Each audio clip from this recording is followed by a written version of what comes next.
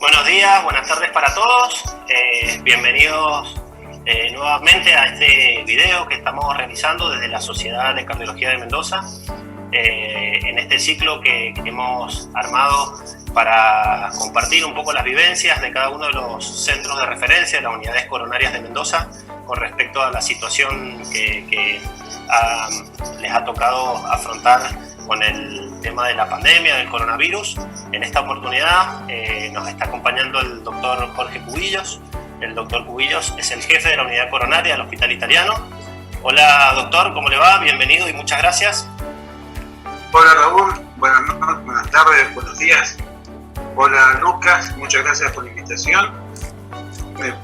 Pretendo ser útiles a comentarles la experiencia del Hospital Italiano.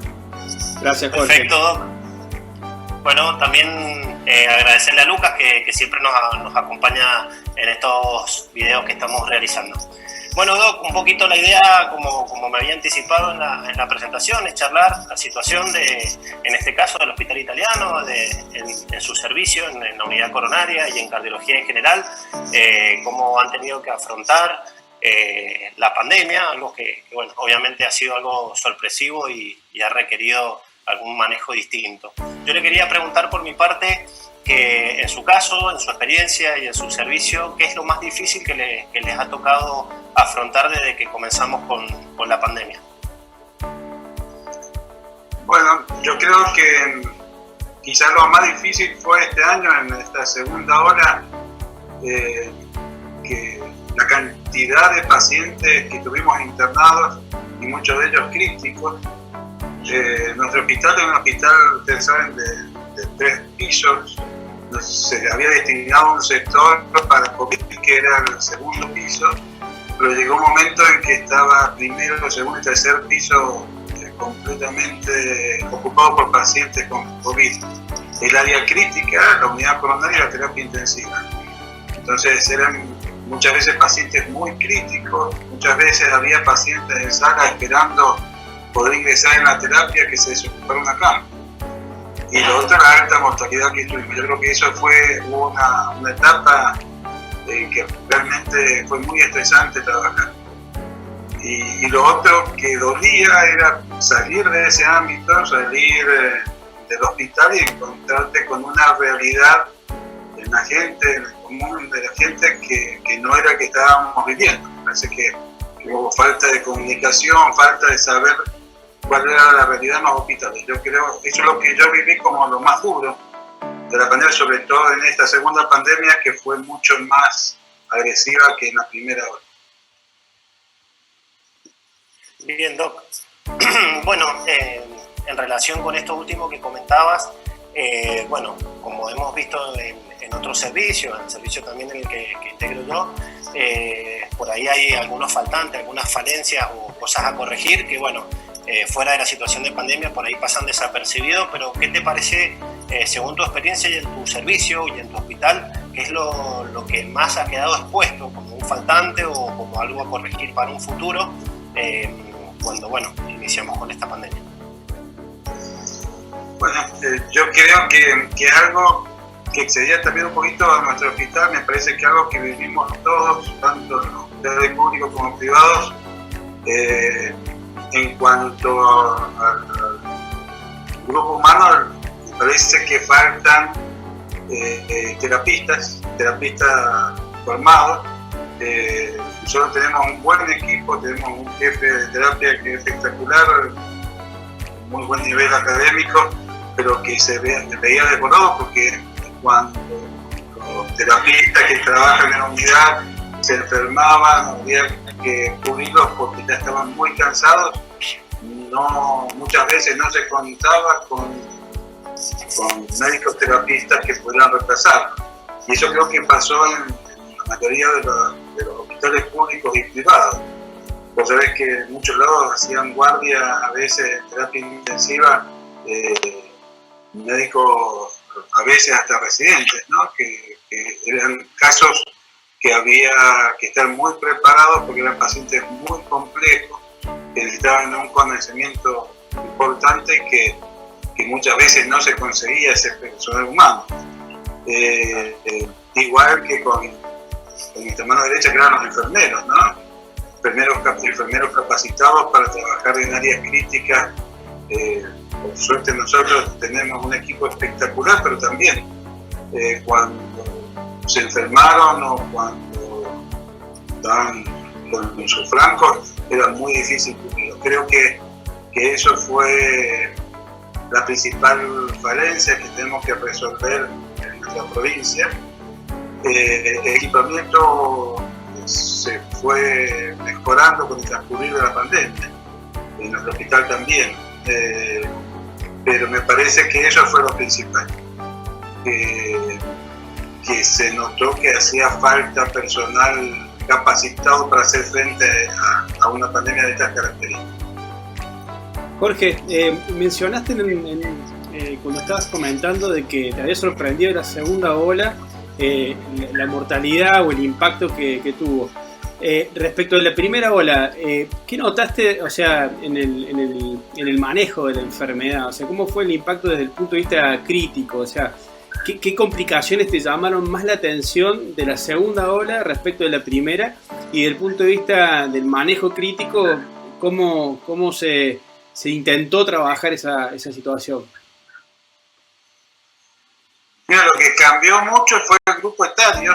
Creo que se notó la vacunación. En la primera ola no tuvimos un lleno total de área crítica y eran todos pacientes mayores, no todos, la mayoría pacientes mayores. En esta segunda ola tuvimos mucho menos de esos pacientes, fueron edades más de la quinta y la sexta década, que justamente eran los que no estaban vacunados, pero eran pacientes que al ser menos frágiles estaban mucho más tiempo internados en áreas críticas, ocupaban más el tiempo de cama, ¿no?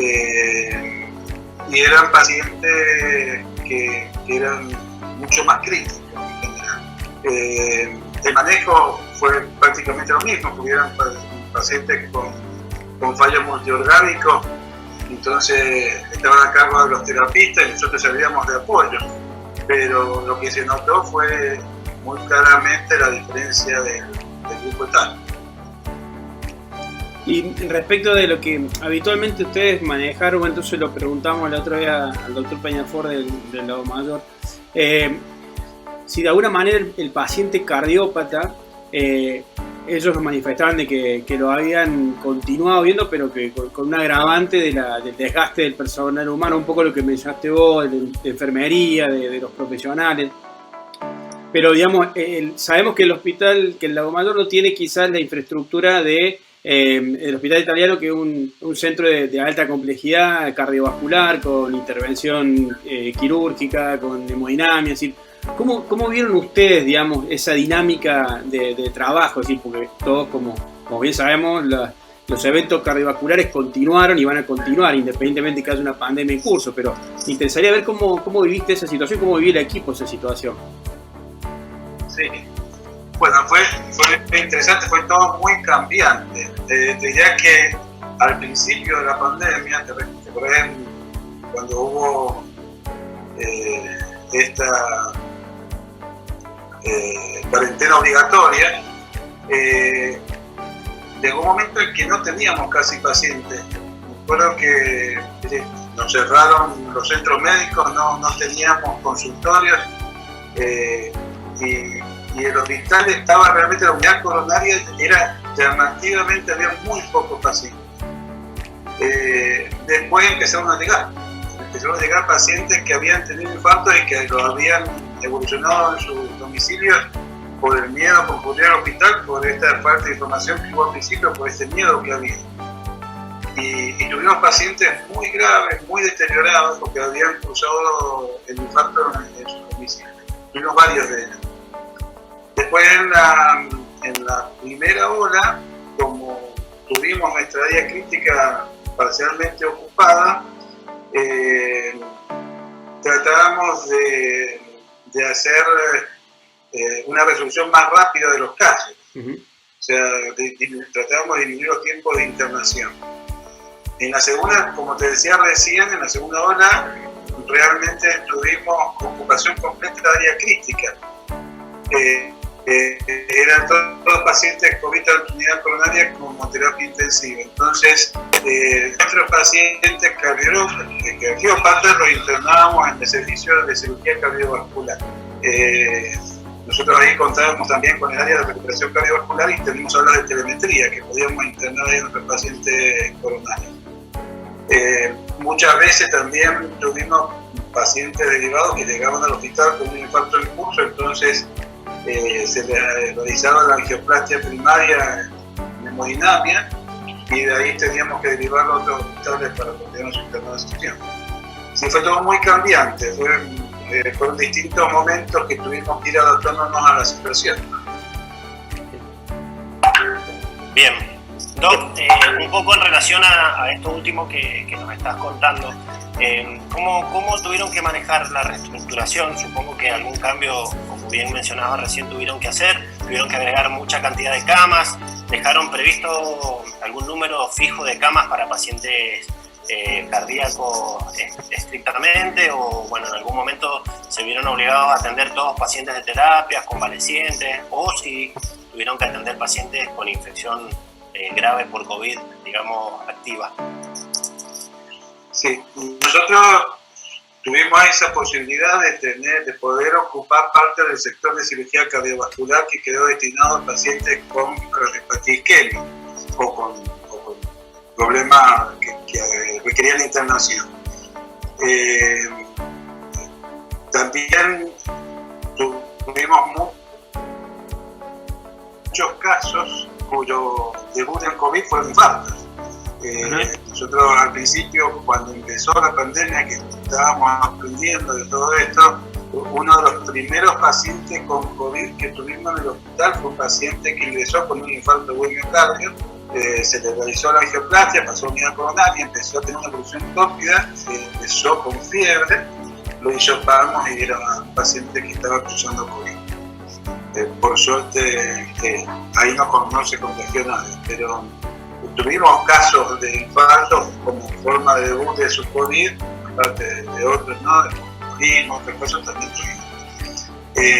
Eso nos enseñó a dejar un área destinada a todos los pacientes que ingresaban con cuadros coronarios.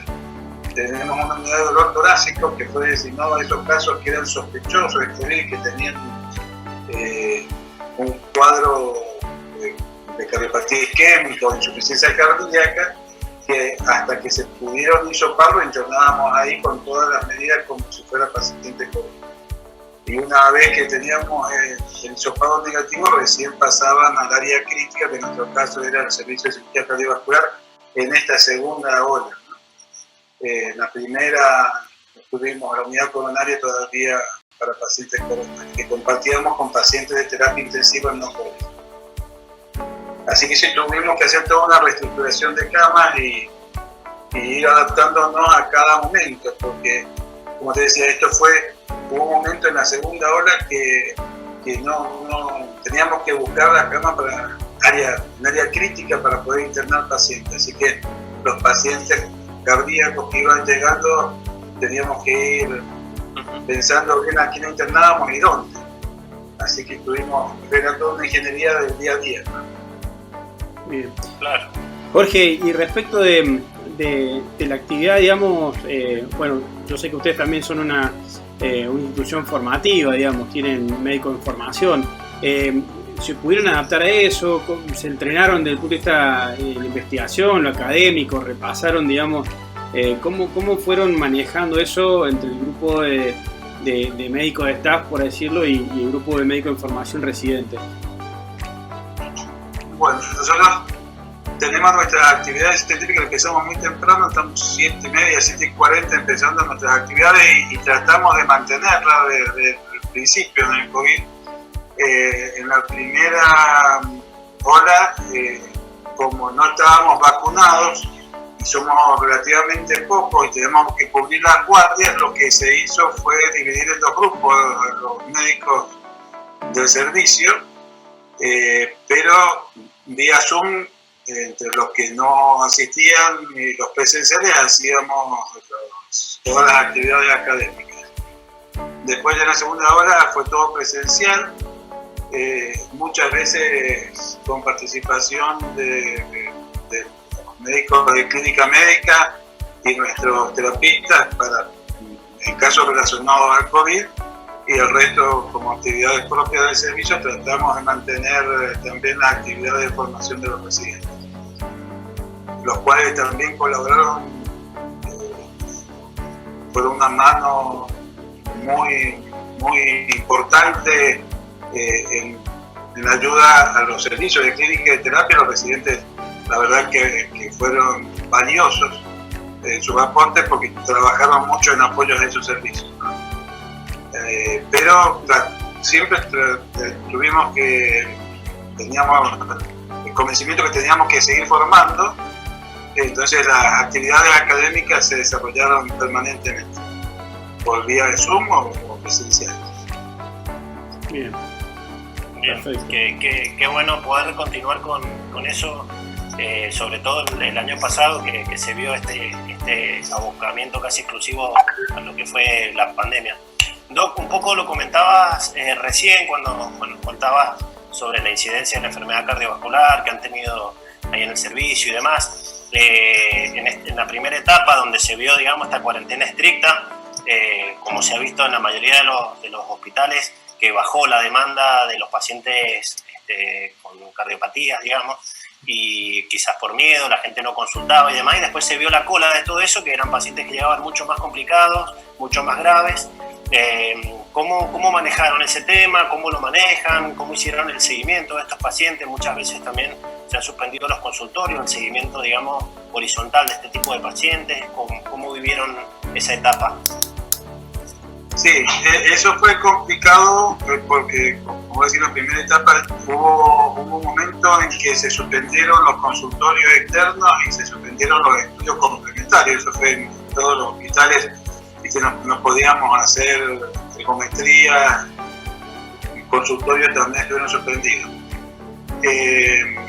Muchos de los pacientes tenían sus médicos de cabecera que se comunicaban directamente con él. Nosotros también teníamos seguimiento de algunos pacientes que eran contactados de forma telefónica, pero mientras duró fue un momento donde hubo un aumento de los contagios. Entonces trataban de decirle a las personas que no fueran a los hospitales por el miedo a contagio.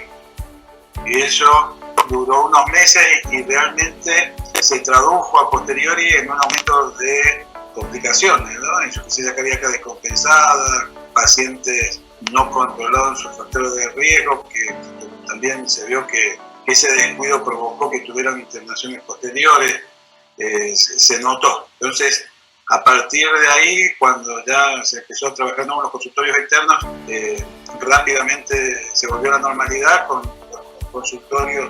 A la gente le costó volver al hospital, aún hoy, no sé si a ustedes les pasa lo mismo, pero les cuesta ir al consultorio al hospital por el miedo al contagio. No obstante, poco a poco ha aumentado de nuevo el número de pacientes. Pero sí, como vos decías, en la pandemia se hizo difícil por eso, la gente no iba al hospital, había que llamarlos a veces a varios para que se hicieran los controles, o implementamos también el sistema en algunos casos de videollamadas, ¿no? De videoconsultas. Bien.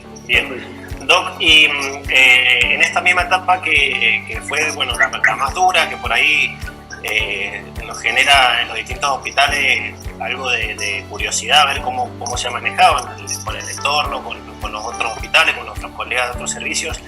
En cuanto a la capacitación previa, en estos meses que hubieron menos pacientes, que era un poco más de corte académico, el tema del COVID, cómo se capacitaron, interrelacionaron con otros servicios, pudieron, digamos, hacer algunos cursos, algunas capacitaciones, interactuando, por ejemplo, con los médicos formados de terapia, además de los residentes.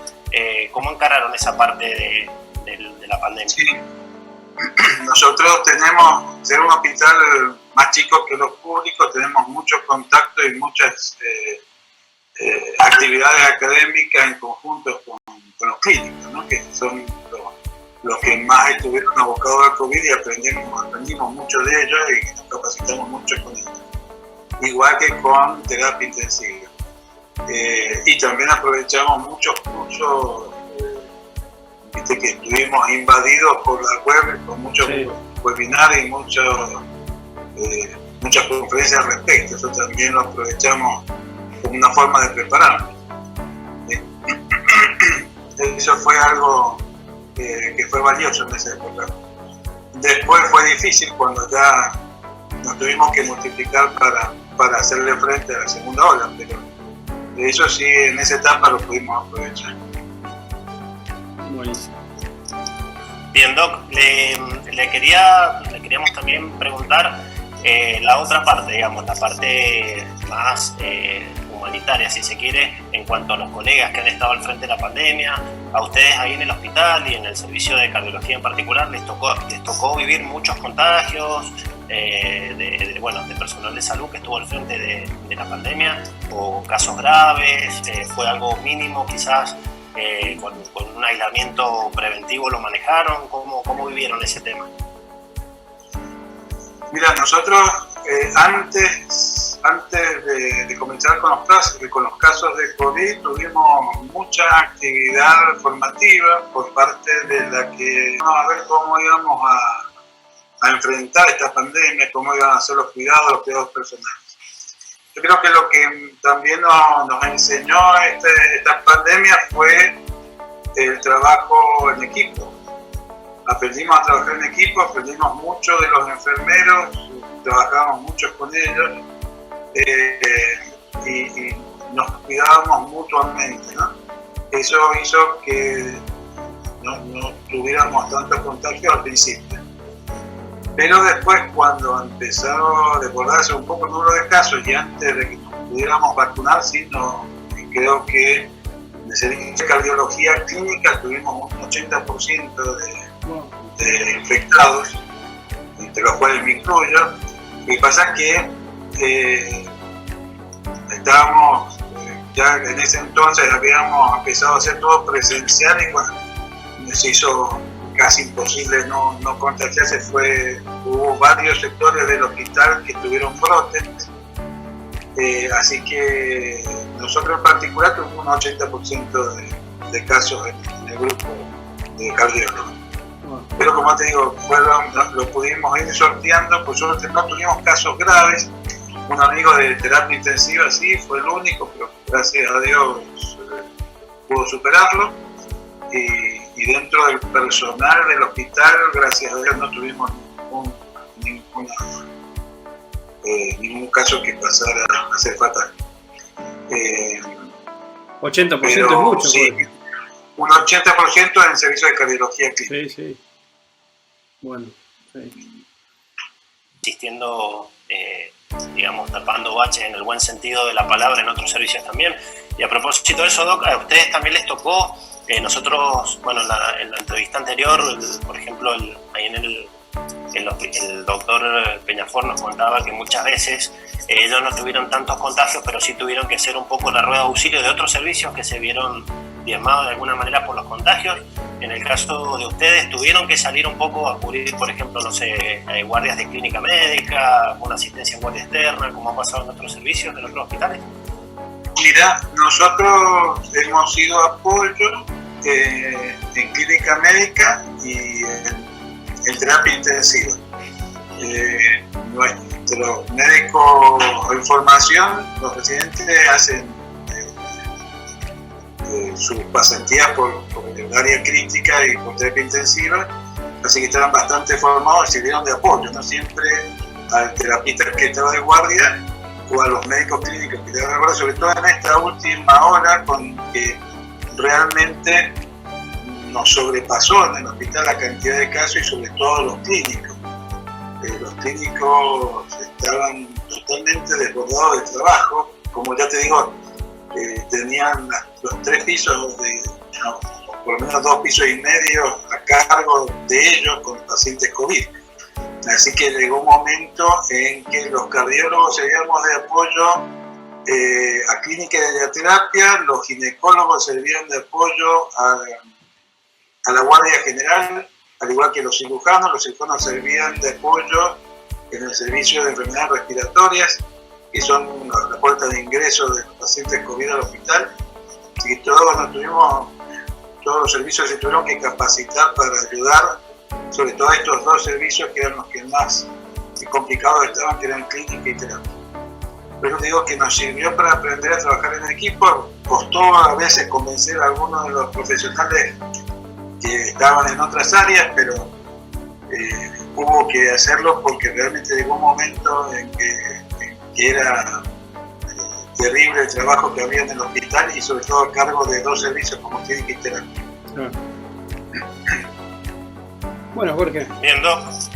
Muy interesante. Bueno, ya yo por lo menos de mi parte te quería hacer una última pregunta ya como para cerrar esta entrevista. Si bien, bueno, por supuesto nadie sabe cómo va a salir esto, pero ¿qué expectativas tenés vos como líder de un equipo de área crítica de la cardiología? ¿Cómo pensás que se viene el futuro? En lo inmediato nos está dejando, digamos, todo esto que hemos venido aprendiendo desde que comenzó la pandemia. Mira, yo, bueno, como te digo, tengo esperanza. Si esto continúa como parece que vamos a tener un tiempo más de estas olas, un poco más confiados por el hecho, creo que hay que concientizar a la población en la vacunación. Eso me parece sumamente importante y que creo que se ha demostrado en estas olas que hemos tenido, la importancia que tiene la vacunación. Hemos aprendido sobre la marcha cómo cuidarnos, cómo poder ayudar a los pacientes. Todavía nos falta mucho para entender esta enfermedad, para entender cómo poder ayudar a los pacientes críticos. He visto a nuestro jefe de terapia realmente desolado cuando tenía tantos pacientes internados con tanta alta mortalidad, una persona muy estudiosa, y de la cual hemos aprendido mucho, y creo que todavía tenemos mucho que aprender como para poder decir que nos podemos quedar tranquilos en un futuro. Pero creo que la base está en la vacunación, estoy casi convencido de ello. Y bueno, y como vos decías recién, tenemos que seguir estudiando, tenemos que seguir aprendiendo, y tenemos la suerte de poder ver lo que pasa antes que nos pase a nosotros, para verlo en Europa, en otros lados que ocurre antes y nosotros después aprovechamos de esa experiencia. Tenemos que aprender de eso. Creo que es la suerte que tenemos, ¿no? Que está pasando primero en otros lados y podemos prevenirlo cuando llegue acá. Perfecto. Bien, Doc. Bueno, la verdad que sí, es un lindo mensaje, digamos, final. Y sí, hacer hincapié en esto que comentabas de la vacunación y bueno, no aflojar en los cuidados y demás, porque es la única forma quizás que tengamos de volver a una nueva normalidad, lo más parecido que lo que teníamos antes de la pandemia. Así que bueno, de mi parte, no sé si Lucas tenés alguna preguntita más para el Doc, algo más. No, te agradezco, Jorge, la contribución y bueno, importante los mensajes y sumamente reflexivo todo lo que han vivido y con sus pequeñas diferencias, pero muy en común con lo que contaba Fernando la otra charla. Así que de mi parte, muchísimas gracias por la participación y gracias, Raúl, también. No, por favor, Doc, la verdad que ha sido un placer y te queremos agradecer, como decía Lucas, sé que estás con los tiempos bastante complicados, pero te has tomado estos minutos para charlar con nosotros y es una charla sumamente fructífera para conocer las realidades de todos los servicios. Así que bueno, y gracias Lucas también por el espacio. Gracias. Chao, gracias. No, gracias Raúl, gracias Lucas, y los felicito por estas actividades, son muy importantes para lograr